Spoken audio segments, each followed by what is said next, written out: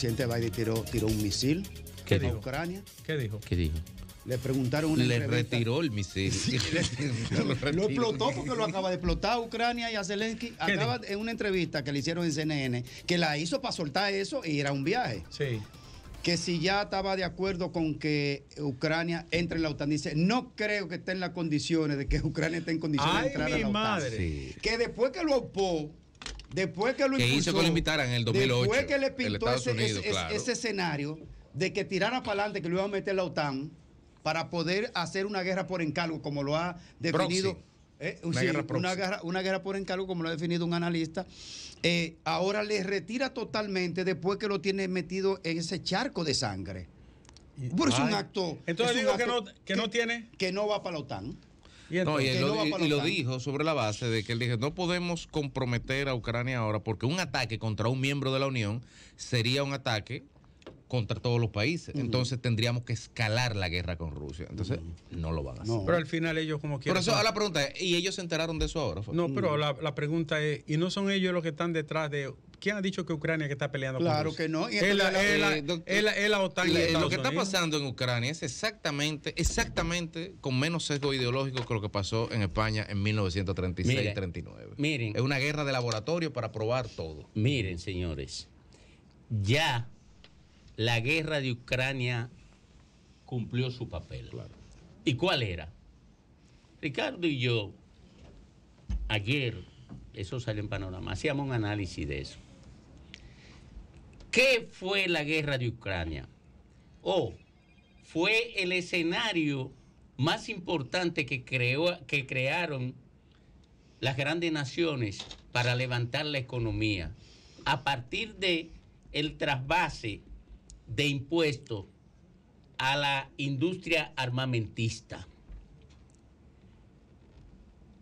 Cogieron dinero de los impuestos de los contribuyentes en todos los países de Europa y en Estados Unidos para entregárselo a la industria armamentista para mandar armas a Ucrania, sin daños importantes a ninguna de las naciones grandes del mundo. Ni a sus poblaciones. Ni a sus poblaciones. Y fueron a gastar dinero en armas en Ucrania. Eso motorizó la economía postrada que nos dejó el COVID.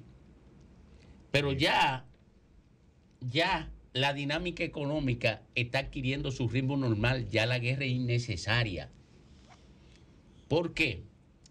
Porque los países grandes no van a aumentar su déficit fiscal para mantener una guerra que no tiene utilidad. Ya eso cumplió su papel. Ustedes verán que los países de Europa van a dejar de mandarle ayuda militar a Zelensky. Pero eso le antecede, compañeros, el acuerdo de Minsk hace 9 años, 14 aquí, ¿verdad? Casi 10 años. Donde se establecía precisamente con la Unión Europea, sus principales actores, Estados Unidos y propio Rusia, acordaron de que uno de los acuerdos, ¿verdad? Sobre todo es el tema de la crisis de Crimea y demás, que Ucrania no podía formar parte de la OTAN porque era la frontera, la línea del espacio vital para la protección, la seguridad de Rusia. Y entonces, ahora, en esta guerra, en este derramamiento de sangre ajena, porque no es la suya que se está derramando, ni son sus monumentos, ni sus edificaciones, ni su sistema escolar, ni su sistema de planificación del desarrollo de esa población ucraniana, la que se está desgarrando. Entonces usted viene, de repente, asusa, impulsa y promueve de que Ucrania entre en la OTAN para comenzar a acercar el territorio de la frontera rusa. Usted lo asusa, lo impulsa, lo mete en una guerra, lo arma, lo rearma. En estos días se anunció que le iban a dar bomba de ramillete, que es bomba de racimo. Bomba de racimo. Más todos los aviones y todos los tanques y toda tierra-aire, derribamiento de Pero todo eso es parte de lo que... ahora le dice... No, nos dimos cuenta que no. Graeme, pero todo eso es parte de lo que dice Domingo, porque cuando tú tienes, por ejemplo, los arsenales llenos de bombas o llenos de tanques, y no hay guerra, tú tienes un capital que se está devaluando y que no está haciendo nada y que está ocioso. El momento que esto es así, se lo regala o se lo vende con el propio, como préstamo y arriendo, como lo hicieron en la Segunda Guerra Mundial.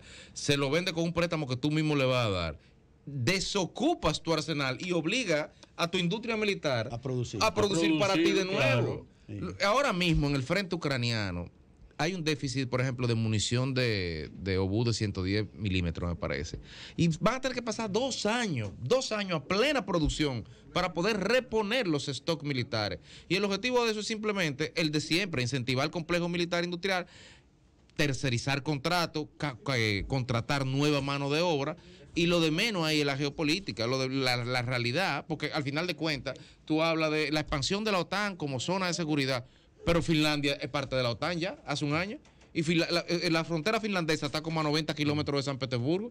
Y los rusos no han dicho nada de eso. Porque el problema es en Ucrania. Y el problema es el tema de la guerra, de redefinir los patrones del nuevo mundo que se está gestando. Que a veces lo que dice pero las prefronteras de Ucrania para llegar a Rusia, hay muchos de ellos creo que están en la OTAN. Sí, claro que sí. ¿Verdad? Todos. Sí, entonces, Ucrania está rodeado, salvo Bielorrusia, creo, sí, de todos los integrantes de la OTAN, de la Europa, de la vieja Europa del Este. Todo ello, claro. Entonces más el punto súper estratégico que es el control marítimo a través de Crimea. La pregunta es si la guerra es necesaria. No, pero recuerda la mentira mayúscula que hizo George Bush hijo con el ataque. La mayúscula, sí. La mayúscula, sí. Con el ataque de la Torre Gemela. En la obra de Pierre Chory de La Semilla del Mal, sobre cómo reaccionó Estados Unidos frente a ese ataque que hay que verificar en la historia y luego se revelará, para no exagerar en el análisis, dice que se sabía de suma cuenta que no había armamento secreto debajo de los territorios de Irak. Claro. Y culparon a Irak y a Saddam sin tener Saddam ni Irak nada que ver. Nada que ver. Lo que pasa es que había una guerra que le antecedió, que era la tormenta del desierto. Fue el que declaró el papá de él, ¿verdad? Tormenta del desierto para cogerse Kuwait y demás. Y liberal, que se lo cogió fue Saddam. Bueno, los dos se lo cogieron en términos reales. Entonces, el hijo vino a restaurar ese pendiente. Uno se lo cogió al otro. Sí, ese pendiente. Hoy le declaró la guerra a Irak y que por el ataque a la Torre Gemela, sin nada que ver. Pero absolutamente nada que ver. Entonces Estados Unidos desarrolló una guerra ahí también, sin ningún sentido. Y entonces los niños de Irak y los niños de Ucrania, ni los niños de ninguna parte del mundo que no sea norteamericano, valen un CC. Falta de moral. ¿Y lo de Siria? Mira. Y lo de Siria, el mundo no conoce lo que pasa. Pero oye, esta guerra es tal vez la confrontación que tiene menos objetivos claros. Porque en función de esto, ¿cómo puede terminar eso? Está bajo el impacto de que si eso se polariza y se agudiza, la guerra atómica no la gana nadie. Yo supongo que en el peso de los dirigentes políticos no se puede ir en la guerra atómica, porque efectivamente nadie puede asegurar que le va a ganar al otro. Un día se le va a zafar uno, ¿no? ¿Quién? Un día se le va a zafar una a uno de ellos. Pero el hecho es cierto que esta confrontación no tiene claro el nivel de desenlace, no es previsible para dónde vamos. Imagínense que Rusia se imponga y que la Europa entera con la OTAN y Estados Unidos detrás no pudiera impedirlo.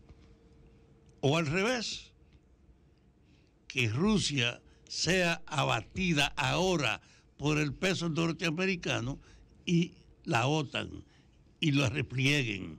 No parece que es posible.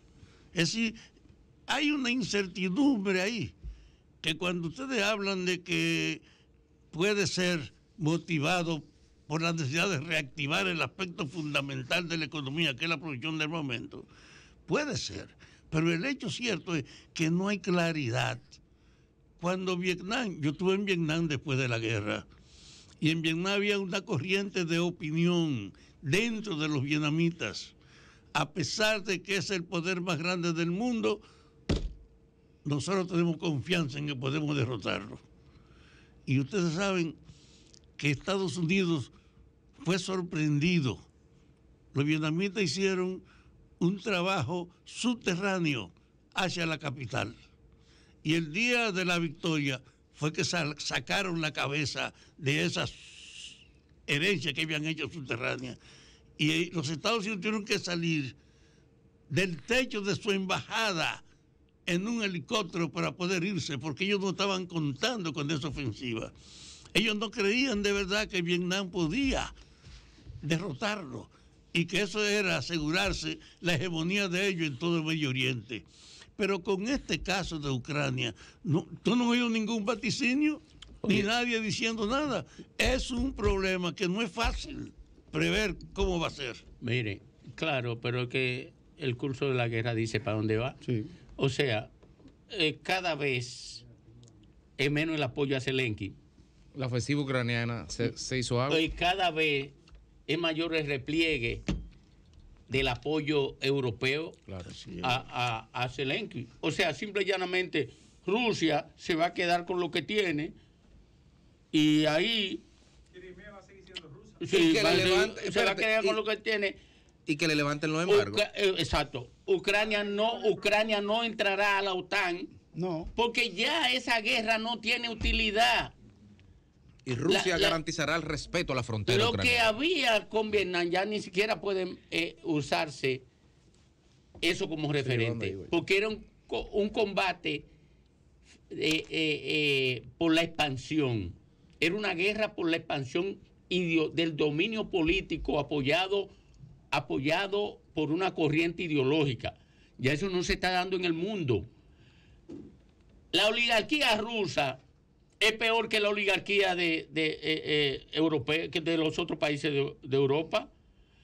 Es un capitalismo más salvaje el que hay en Rusia que el que hay en cualquier país de Europa o en Estados Unidos. La industria armamentista rusa se está alimentando de esa guerra. No, va a quedarse Rusia va a quedar como está, con lo que está. Va a quedar como está. Sí, se va a quedar con todo el territorio que tiene. Sí. Y va a firmarse ahí una paz. ¿Y Ucrania va a entrar a la OTAN? No va a entrar a la OTAN. No hay manera. No va a entrar a la Claro que fue fructuoso para los intereses que Estados Unidos quería. Que es una guerra de desgaste del ejército ruso, mantenerlo ocupado en eso, reanimar su industria armamentista y dejar para postergar un nuevo conflicto en el futuro cuando lo necesiten. ¿Cuál es el futuro? Perder en la próxima elección. Mira lo que pasa, Ricardo. El neoliberalismo ha convertido el mercado en el dueño del curso humano. El nuevo Dios de la ideología. Todo lo que afecte la operación del mercado es desechado. En consecuencia, esa guerra se dio porque el mundo necesitaba reactivar su economía con un control de la inflación. ¿Y cómo lo hicieron? Transfiriendo impuestos a la industria armamentista de toda Europa y de Estados Unidos para que enviaran armas a Ucrania, lo que implicaba también para Rusia. Y se reactivó la economía mundial. Ya tenemos estabilidad económica. Esa guerra ya terminó.